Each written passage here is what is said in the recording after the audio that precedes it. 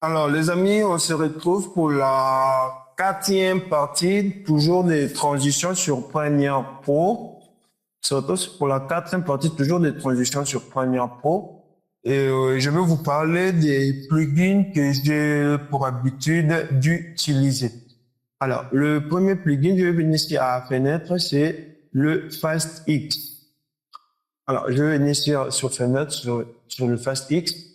Alors, c'est vraiment un magnifique plugin et pour l'utiliser, il faut d'abord sélectionner la piste que vous aimeriez que votre transition y soit, sélectionner la piste, puis venir choisir le type de transition que vous voulez. Si vous voulez, il y a des flash wipe rapides et vous regardez là, on peut mettre ça très rapide et la rapidité vraiment à 300. Et là, je vais mettre ça ici comme ça. Donc, il y a plusieurs types ici de transitions. Il y a plusieurs types de transitions. On peut juste commencer à descendre comme ça. Il y a les soft. Il y a les spin it. Voilà. Là, on a les flash, constantes. Ouais. On a les flickers. Voilà, je peux juste prendre ça et venir mettre OK. Je vais attendre un peu. Je vais juste attendre un peu. Et c'est bon. Là, je peux paramétrer cela et je peux mettre la durée, l'intensité de mon flash, soit 1, 0, bon, je mets ça 5. Je peux renommer cela et puis sauvegarder cela comme un preset pour encore le réutiliser. Bon, là n'est pas la démarche. Je vais juste mettre OK et c'est tout. C'est un plugin que j'utilise vraiment beaucoup lors de mes clips, mariages. Bon, pour tout événement, franchement, sans vous mentir, si j'ai besoin d'une transition comme ça, je vais juste venir utiliser ces plugins. Voilà. Et c'est tout. Je vais juste venir utiliser ces plugins et c'est un plugin vraiment que j'affectionne énormément. Alors, je vais venir ici, par exemple, prendre un autre. On va prendre le wipe. Voilà, on va prendre le crazy wipe. On va juste mettre OK et c'est bon. Et on va regarder le résultat tout de suite. Un crazy wipe.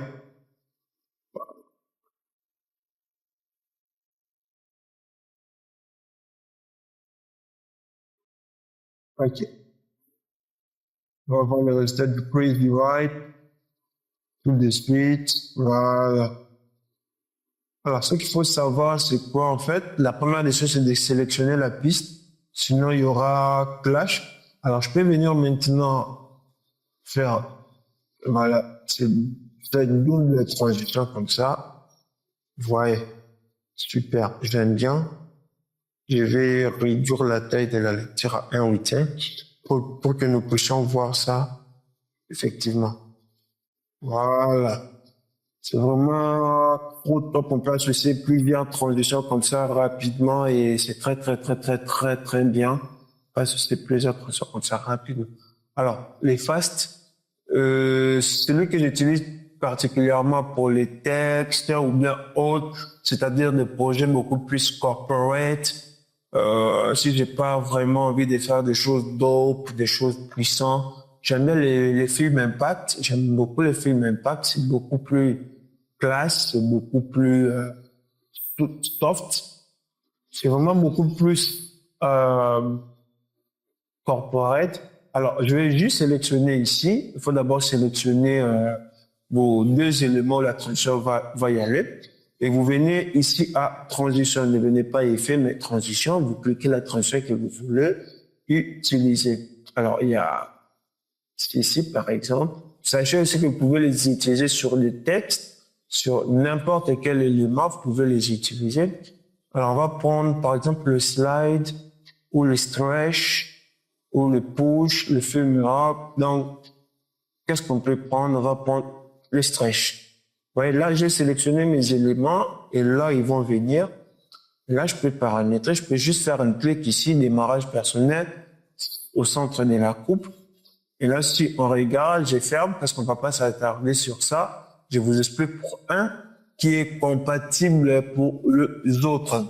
Alors, si vous sélectionnez au début, il va sélectionner au début. Si vous sélectionnez entre les deux éléments, vous savez comment se placent les transitions. Les effets aussi, nous savons également comment se placent les effets. Mais là, nous parlons juste de transition. Là, on a des effets de perspective, pas très intéressants pour l'instant. Et là, qu'est-ce qu'on va voir? On va avoir notre transition. Voilà. Alors, il est possible d'apporter ses propres modifications. Vous voyez, il est possible d'apporter ses propres modifications. Là, nous avons en forme de cloche mail, c'est-à-dire sous forme de cloche. On peut mettre spring, augmenter la fréquence. Voilà, on va augmenter la fréquence, le décalage du sauve, l'angle, les stretch, la quantité de stretch. On va mettre 141, ça sera plus fort encore. Les aberrations chromatiques et l'exposition. L'exposition, on peut mettre repeat edge, donc répéter les bordures. Et si on fait play, voilà, on a déjà une forme de glitch ici. Même si c'est un peu trop rapide, on va étirer ça comme ça pour que nous puissions le voir bien. Voilà, ouais. Encore super, en fait. Alors, pourquoi ça fait des bons? Parce que, à la fin, nous avons créé des bons ici. Vous voyez, ces bons ici. Voilà pourquoi ça fait des bons. C'est vraiment très bien. On peut aussi l'utiliser pour des clips comme ici. Mais bon, les Film Impact, j'aime bien pour les textes ou pour des publicités corporate, des œuvres corporate. C'est pour tout type de projet, en fait. Il suffit juste de savoir comment associer cela, comme on a dit, chaque transition participe au projet, à l'esprit du projet. On ne place pas les transitions seulement pour pouvoir y placer. Alors, on va voir le dernier plugin que j'aime bien utiliser, c'est le Motion Blur. Alors, le Motion Blur, c'est beaucoup plus complet parce qu'il y a aussi du sound design à l'intérieur. Mais on va juste s'attarder sur le transition. Bien sûr qu'il y a plusieurs plugins. Mais moi, j'aime bien juste le Film Impact, le Motion Pro et le FastX. Il y a aussi également le Cheval, Mr. House, aussi bien, il y a Gal 2X, il y a beaucoup, mais je préfère mes 3 plugins ici. Il suffit pas d'avoir tous les plugins, il suffit d'avoir des plugins qui correspondent au travail que nous effectuons. Alors, comme ça ici, j'aime bien ici parce que ça, je les ai pas. Et là, je vais juste appliquer sur Apply. Il va s'appliquer exactement où se situe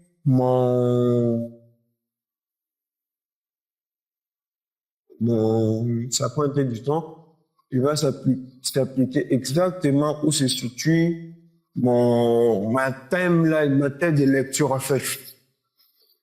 Alors, ça prend un peu de temps, Voilà, il s'est appliqué.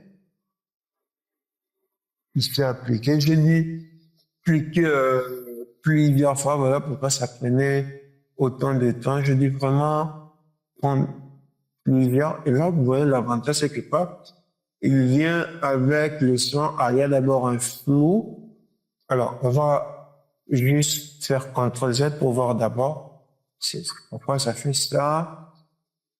Ok, je crois qu'ici, la transition va demander à ce qu'on puisse faire de mode de fusion.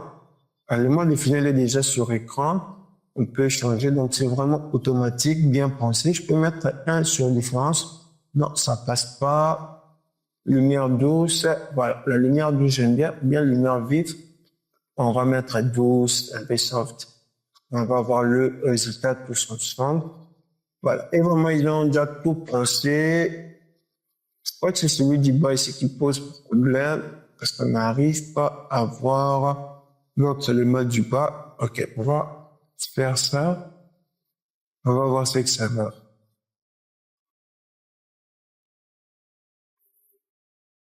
On fait ça. Alors, en fermant les deux ici, on a notre transition qui se passe. Ah, ok. C'est celui-ci qui nous empêchait de voir notre transition. On va essayer de comprendre pourquoi. Quel est son mode de fusion en lui? Ah, le mode de fusion en lui, c'est normal. Voilà d'abord écran. Et puis ouvrir. Voilà. On va ouvrir et mettre écran. Voilà. Maintenant notre transition. Parfait. Le fait que l'un soit écran, l'autre soit lumière diffuse et lumière vive, ça me plaît énormément parce qu'on a deux types de transitions différentes. Alors là, je vais faire une ici. Là, je vais venir mettre mon out ici et je vais faire un rendu rapidement. C'est après le visionnage de notre transition de mes plugins que j'ai l'habitude d'utiliser. Nous allons nous dire au revoir et clôturer cette série de vidéos sur les différentes transitions sur Premiere Pro. Sachez que tout ceci est également créable manuellement. Vous pouvez le créer manuellement, mais ça prend plus de temps. Sachez qu'un client ne va pas vous laisser une semaine bien perdre 1 heure du temps afin que vous créez votre transition. Bien sûr que vous pouvez créer une transition adaptée. Ben, ce genre de choses comme le leaks, ou bien avoir le transition, avoir des plugins, avoir des packs de transition, avoir des packs des effets sonores, avoir des plugins de transition, ça facilite le travail, ça fait que vous travaillez rapidement quelque chose dont vous allez passer votre énergie pendant 1 heure ou 2 heures du temps. Sachez qu'avec ces plugins, vos packs de transition, vous passez 30, 15 minutes, 1 minute. Mais ceci ne doit pas aussi freiner votre créativité, c'est-à-dire de temps en temps aussi, essayez-vous créer vos propres transitions ou bien essayez au moins de comprendre comment ces transitions sont créées afin de les recréer ou de adapter cela à votre sauce. N'hésitez pas aussi à faire des mix de transitions, prendre un type de transition et l'autre et les associer. Merci et au revoir, portez-vous bien, à la prochaine.